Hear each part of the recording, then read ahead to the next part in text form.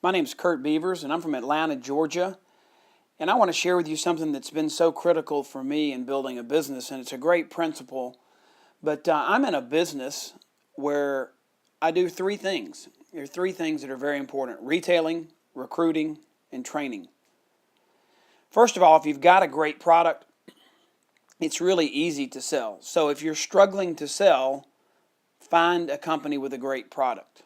The second thing is, and I'll skip to the third, and that is training. Great companies have great training until you're ready to be a trainer. But people struggle with the whole recruiting thing. And you've got to build a team if you're ever going to stop trading hours for dollars. And that's the goal here, to build a business where you can stop trading hours for dollars. Let me ask you three questions. Are you in the business where you have to recruit people? Does that excite you every day? Do you wake up thinking about your business, excited about the new people that you're going to come in contact with, to bring on board, to do great things together? But is the obstacle standing in your way how you think your friends and your network and your relationships will feel when you come to them to recruit them? Do your friends feel offended, or do they value you more after the conversation? I want to give you 7 keys to being a great recruiter. There are a few things that I think we overlook. There are a few things that I think are misunderstood about recruiting. And I think there are a few things that we can do to make recruiting one of the greatest processes in your life. Because having a big balance of relational capital is one of the greatest things you'll ever achieve. So step number 1 in being a great recruiter is realizing that your business is not for everyone, and knowing that that's a good thing. You know, if your business was for everyone, just like everyone should drink water, everyone should breathe air, it's kind of critical. If you were trying to teach people how to breathe air and recruit people for that reason, don't you think you'd have pretty much a saturated market?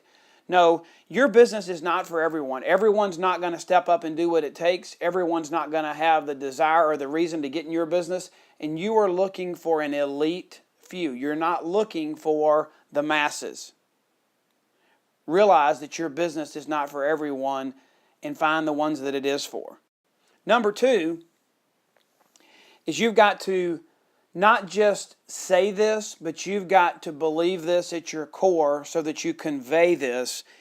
And that is, you've got to know and feel in your gut and believe it from the bottom of your heart that the relationship is more important than the recruit. You know, just because someone you know doesn't become a recruit of yours, that doesn't mean that relationship doesn't have great value to your life. You know, one of my great proverbs that I love to quote, remember, and live by is that iron sharpens iron. So whether you recruit that person or they become a key and vital relationship in your life, you can whittle away at each other and sharpen each other's swords so that you become more effective. They might be that person that can partner with you to do great things in your business. But if they're not, value the relationship. Number 3,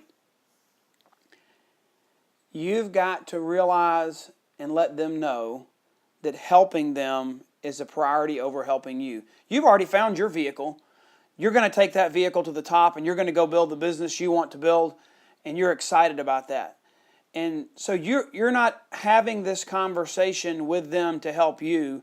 You're having this conversation to help them, and you've got to convey to them that helping them is a priority over helping yourself.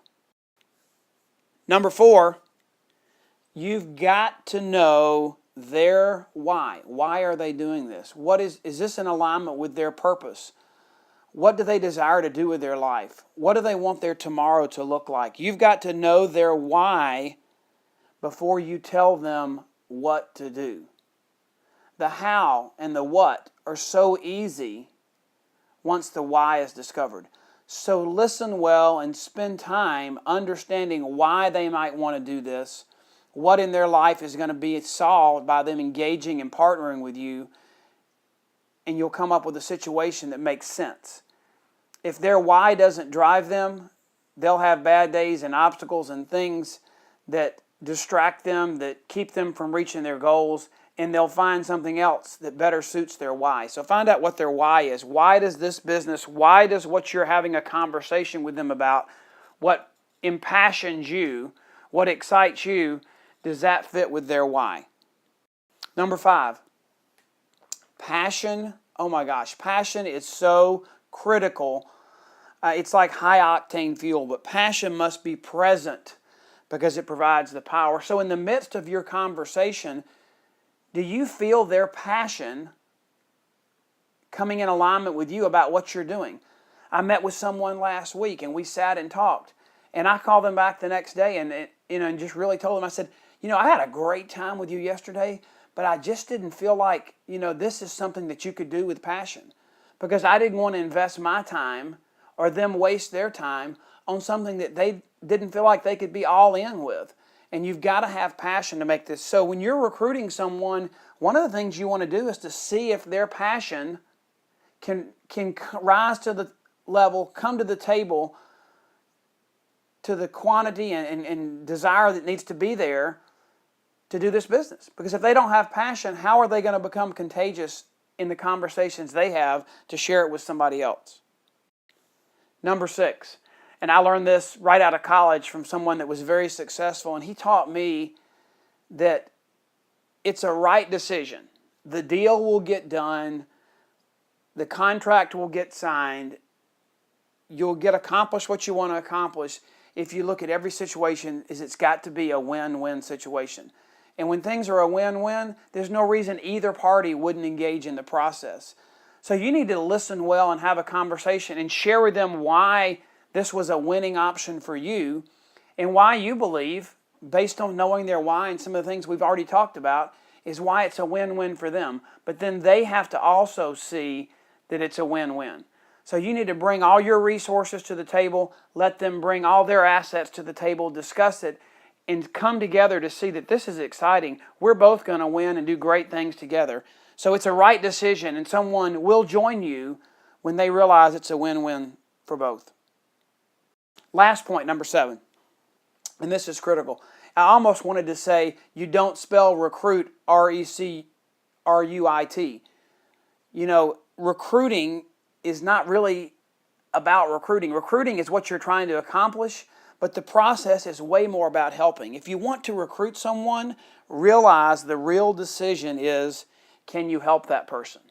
Yes, there is another ingredient. They have to want to be helped and they have to decide that they're going to help themselves.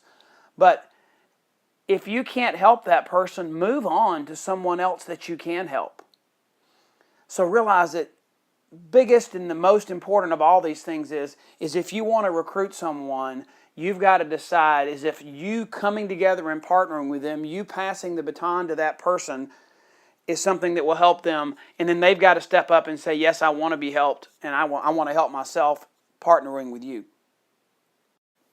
So you got 7 key ingredients here. Your business is not for everyone, and that is a very good thing. The relationship is more important than the recruit, and if you don't believe that, you're going to convey that that's not true in your heart, whether you try as hard as you can not to.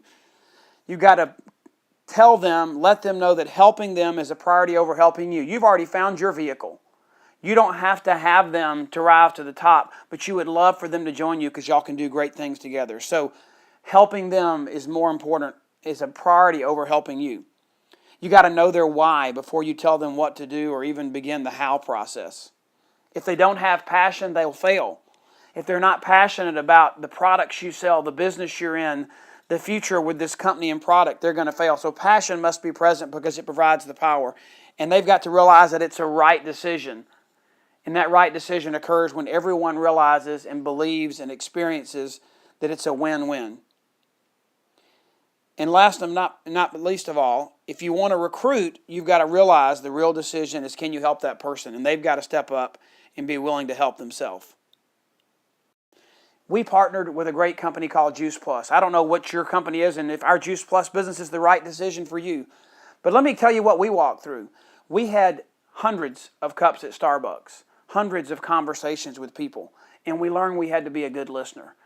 we didn't go in to recruit them. We went in to tell them our experience and what we were doing and ask them questions if that made sense to them. And in our business model, all we needed was 5 people that I called. You want the 5 elite that will step up to the plate. So you've got to decide if you're going to be in a business that recruits, you've got to partner with a great company. You've got to decide that you're going to find, in our business, we need 5 key people to rise to the top. I don't know how many you need in your business model.